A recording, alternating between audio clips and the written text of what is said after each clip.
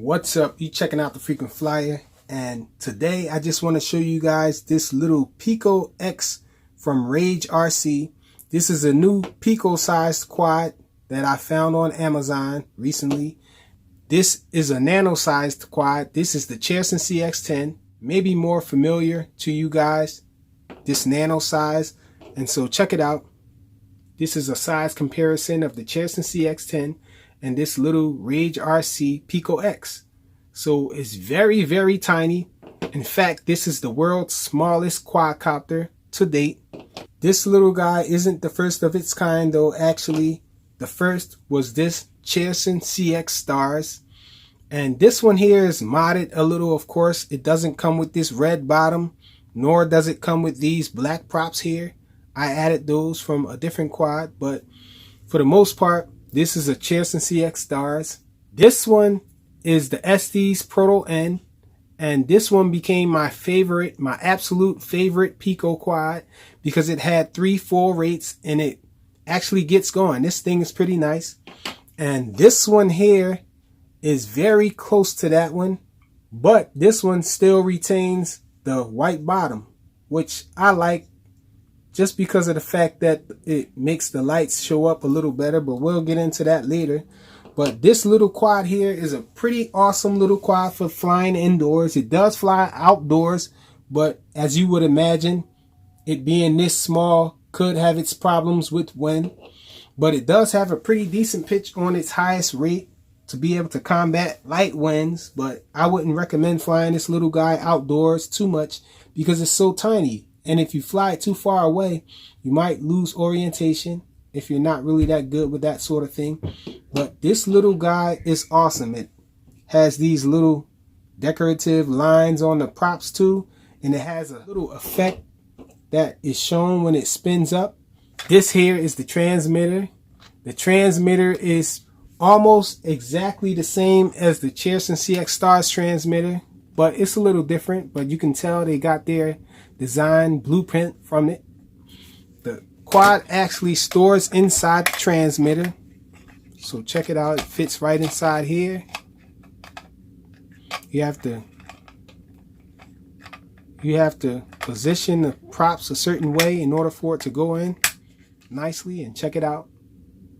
So it fits in the transmitter, really compact in design and all. Now the sticks feel pretty nice. Not too bad. They do feel a little slippery, but I haven't had any problem with my thumbs slipping off. I'm a thumber. I don't know how it would go for pinchers. It doesn't seem too slippery for pinchers either. The yaw seems like it's the same on all 3 rates, but the yaw is a pretty decent yaw. So a nice yaw on it. It can do some funnels on high rates. Not really tight funnels, but you don't really have to do tight funnels with a quad this small. I think it really looks nice, the design of it and all. And so these sticks here actually press in. So if you press in this left stick here, you can hear it's really clicky. And so this side changes the speeds when you press it in. There's 3 rates. And the right stick here, if you press it in, it activates the flip function. So you can press this in and then pick a direction to flip in, and it'll flip in that direction. And this side, if you hold down the button when you press it in, it'll activate headless mode. This thing also has all of the trims. So on this side here, we have trims for back, up, left, and right. And on this side here, we have trims for left yaw, right yaw, and we have trims for throttle up and down. So pretty awesome. And this is the power button here. It's a click in power button. And the batteries it takes is 2 AAA batteries. And I'm happy to say that you don't need the screw that it comes with. So once you unscrew that screw from there, then you don't need it anymore because it clips on. So that's pretty nice. And just a really nice little quad. And this little guy is deviated. It's not operating on the same protocol as the Cherson Stars or the Estes Proto N. This actually operates on a CX10 green protocol. It's the Mode King protocol to be exact, because if you just choose the Cherson CX10 green protocol, you're going to have some channels backwards that you're going to have to reverse. let me go in here in a TS8G Plus so I can tell you guys exactly what it is that you have to have selected on the CX10. So it's the MK33041. So that's the protocol format that you have to go into. Once you go to CX10, you just hit enter again and you can go into the sub menu and change it to that. And this thing does fly really nice with deviation. If you have a multi-protocol transmitter running deviation, then you're definitely going to want to fly it with that instead of this stock transmitter. But the stock transmitter isn't bad for a toy transmitter. And this thing is just a really nice flyer. It has pretty nice LEDs on it. You guys probably can't see the LEDs too well with the light from the camera here shining down on it, but let me make them go solid. You have to go up and down on the transmitter to bind the protocol, to bind the transmitter to the drone. And let's see if I can show you guys. I don't know if you guys can see that, but there's a little design that you see when these props are spinning with these little lines on the props there. Let's turn that off and let me show you guys the instructions manual. The instructions manual is pretty decent, black and white, legible English, and it explains everything that you need to know about this little guy. So pretty awesome little deal. Comes in this little tiny box here. It does come in black, and when you purchase the black one, only the top is going to be black, the bottom stays white, and you're going to have a different color prop. I think the white props are gone and it's green on the black version. So the charger it comes with is this little charger here, and it just slides on the back here. And be careful, if you have a charger like this already, you can ruin this little guy by charging it up with a charger like this with the wrong polarity on it. I have ruined a bunch of my little Cheerson CX stars that way. I forgot to show you guys a size comparison of this little guy. This is another one that you might be comparing it to. This is the Sky King. Check it out. I think it's the F001. The Sky King F001. And so the Sky King is a little taller. As you can see, the Sky King is a little taller. It's the same dimensions in every other way, but it's just a little taller because the battery in the Sky King is a little larger. It has the same size props and all. The motors on the Sky King are a little taller. So the Sky King might have a little more power on it, but this thing flies really nice and it doesn't lack power at all for its size. And let me get a little weight in here for you guys. I know it's probably silly to you guys for me to get a weight on it, but we're gonna do it. We're gonna cover all the bases. And I know we're not gonna be able to get a camera or anything on this little guy, but you never know. Technology is moving fast. So we're leveled out. Let's see. So we got 7.4 grams. So we have 7.4 grams on this little guy. And so let's see. The little Proto N is 7.7 grams. I think this is the lightest one, oddly. 7.5 grams. So really close for this little guy to have such large motors on it and a bigger battery and all, and be just as light as these little guys. But this thing is a really, really nice flyer, especially if you fly it with the T8SG Plus or any other protocol, multi-protocol transmitter. You're going to have a great time with this little guy indoors. So let me take it up in the air and let you guys see how it flies. All right, y'all, so let's check this little guy out. Power it on. Go up and down on this transmitter. And we're up in the air with it. So we're in first rate. Let's check out the yaw.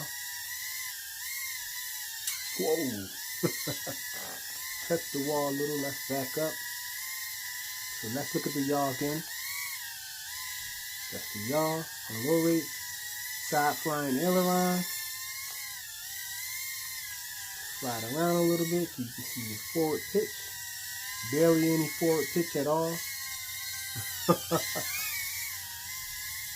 So let's get it on the second rate now.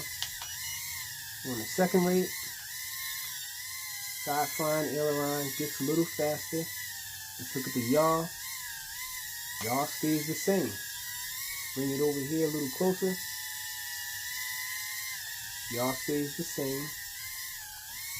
Forward flying gets faster, definitely.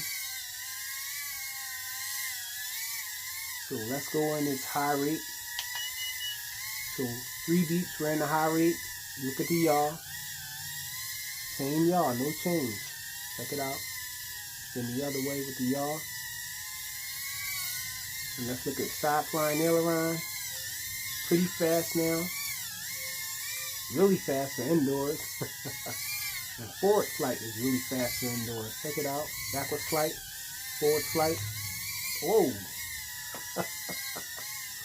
Almost banged this little guy out. So let's do a flip with it. See if I can capture a good flip. There we go. Let's see if we can do a backwards flip. There we go. Backwards flip. Forward flip. So we flipped it to every side. Let's get that side again. It does climb. Whoa! Does cheetah flips. Let's try to keep it over here. Okay, there we go.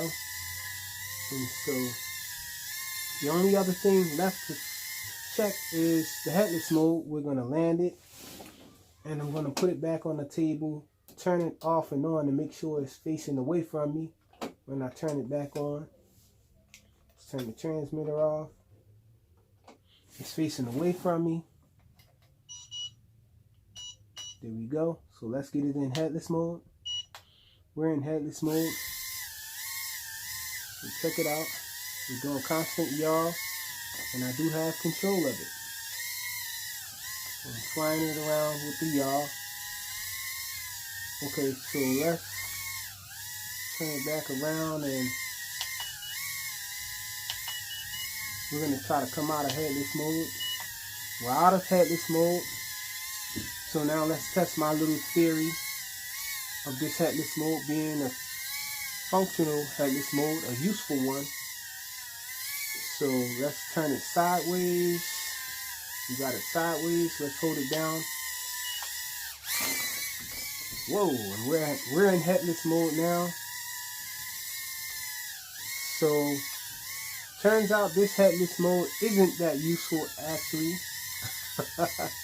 Because I have it sideways and the headless mode seems to keep the heading of the direction that it's facing in when you activate it. So not useful at all. Doesn't matter which way it's facing when you oh, we banged out.